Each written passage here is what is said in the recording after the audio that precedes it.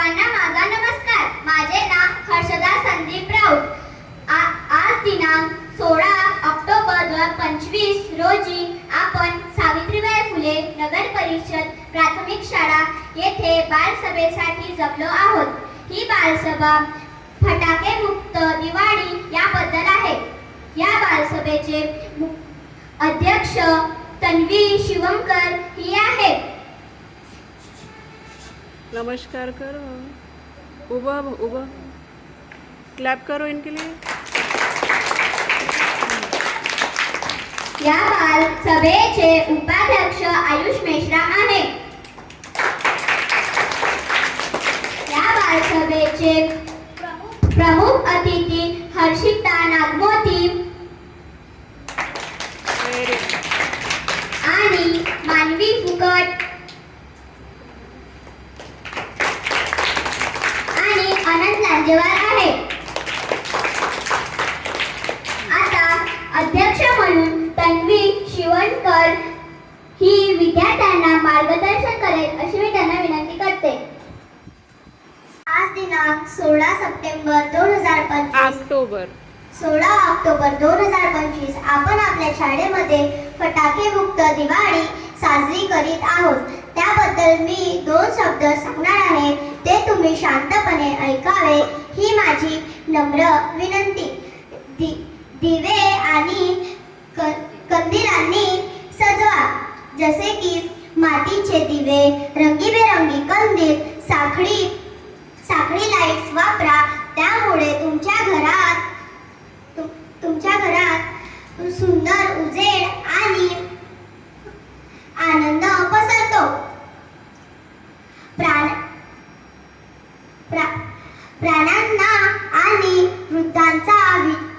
आणि वृद्धांचा विचार करा. फटाक्याच्या आवाजाने प्राण्यांना आणि वृद्धांना त्रास होतो. एवढे बोलून मी माझे इथेच 2 शब्द संपविते आणि तुम्ही माझे 2 शब्द शांतपणे ऐकले. तुमचे मी आभार मानते. धन्यवाद. दिवाळीच्या सर्वांना खूप खूप शुभेच्छा. विद्यार्थ्यांना मार्गदर्शन करतील अशी मी त्यांना विनंती करते. नमस्कार सर्वांना. आज मी तुम्हाला फटाक्यामुळे होणारे दुष्परिणाम यावर 2 शब्द सांगणार आहे. ते तुम्ही शांतपणे ऐकावे ही नम्र विनंती. फटाका फोडण्यामुळे खूप वायू प्रदूषण होतो. त्या वायू प्रदूषणामुळे पक्ष्यांना खूप नुकसान होतो, तसेच झाडांना पण खूप नुकसान होतो. आणि त्या फटाक्यांच्या आवाजामुळे वृद्धांना खूप त्रास होतो. ते त्रास होऊ नये म्हणून आपण कमीत कमी फटाके फोडावे. आपण खूप फटाके फोडले आणि त्याच्याने खूप वायू प्रदूषण झाले तर ते सर्व झाडं मरणार आणि आपल्याला ऑक्सिजन घेण्यामध्ये खूप त्रास होणार. असं होऊ नये म्हणून तुम्ही कमी फटाके फोडावे असं मला वाटते.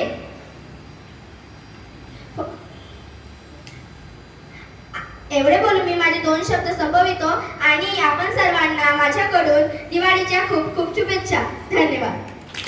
मार्गदर्शन करतील अशी मी त्यांना विनंती करते.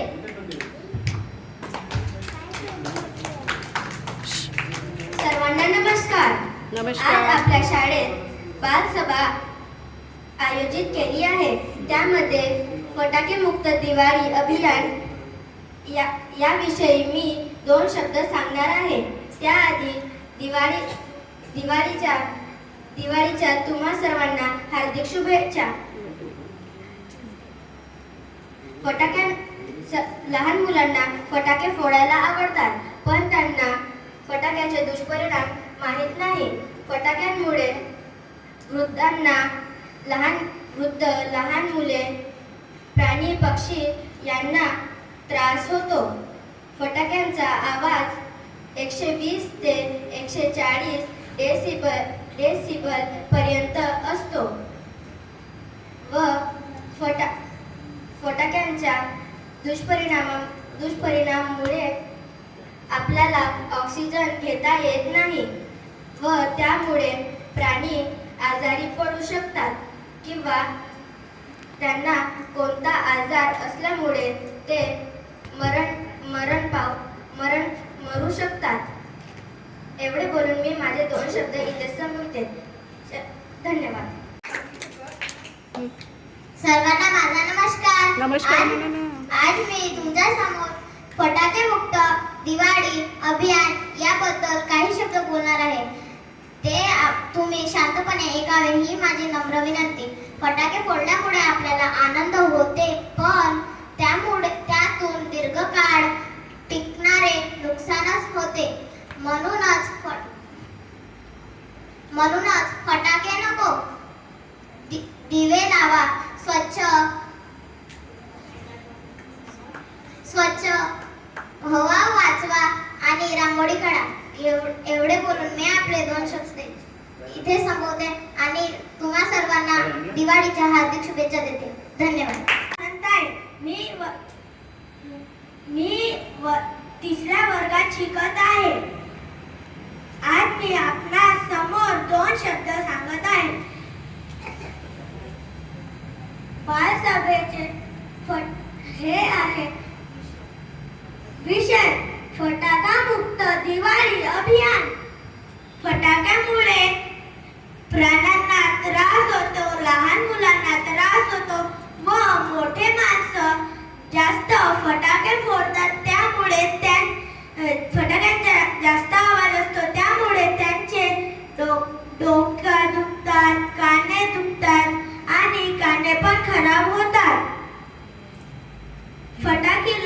फटाक्याला आपण दिवाळी नाही फोडले पाहिजे.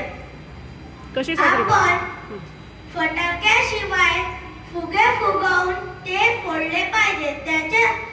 त्याच्यामुळे प्रदूषण होणार नाही. फुलांचे पानांचे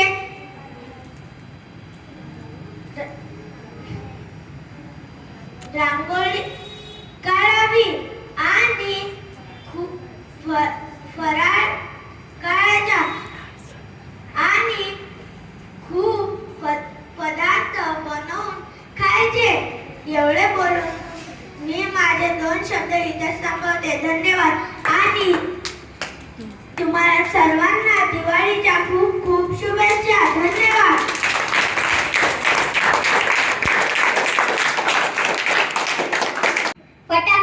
फटाके बोलायला साधे वाटते आणि फोडायलाही साधे वाटते, पण ते फोडल्याने नुकसान होतात ते कुणालाच माहित नाही. पण ही बालसभा आता आयोजित केली होती ती फटाके मुक्त दिवाळीसाठी. कारण फटाके फोडल्यानं सर्वांनाच त्रास होतो हे कुणाला कळत नाही. फटाके फोडल्याने जर आपण फटाका फोडायला जातो तेव्हा आपला हात भाजू शकतो किंवा आपला तो जर फटाके फोडतो तर तो धुवा आपल्या नाकामध्ये जातो. आपल्याला ऑक्सिजन घेता येत नाही, आपण खोकलतो. आपल्याला फटाके फोडल्याने खूप आजार होतात, दम येतो, म्हणून आपण फटाके फोडले नाही पाहिजे.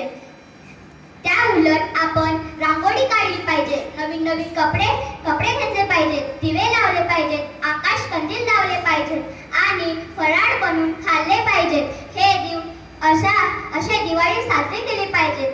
एवढे बोलून मी माझे 2 शब्द संपविते आणि अध्यक्ष म्हणून तन्वी शिवकर यांनी विद्यार्थ्यांना मार्गदर्शन केले त्यांचे मी आभार मानते आणि उपाध्यक्ष म्हणून आयुष दिलीप मेश्राम यांनी विद्यार्थ्यांना मार्गदर्शन केले त्याबद्दलही मी आभार मानते आणि प्रमुख अतिथी म्हणून हर्षिता नागमोती, मानवी फुकट आणि अनंत लांजेवार यांनी पण विद्यार्थ्यांना मार्गदर्शन केले त्याबद्दल मी सर्वांचे आभार मानते आणि विद्यार्थ्यांनाही फटाक्यांचे नुकसान कळाले त्याबद्दलही मी आभार मानते. धन्यवाद. शुभेच्छा. सर्वांना दिवाळीच्या खूप खूप शुभेच्छा. धन्यवाद. Very good.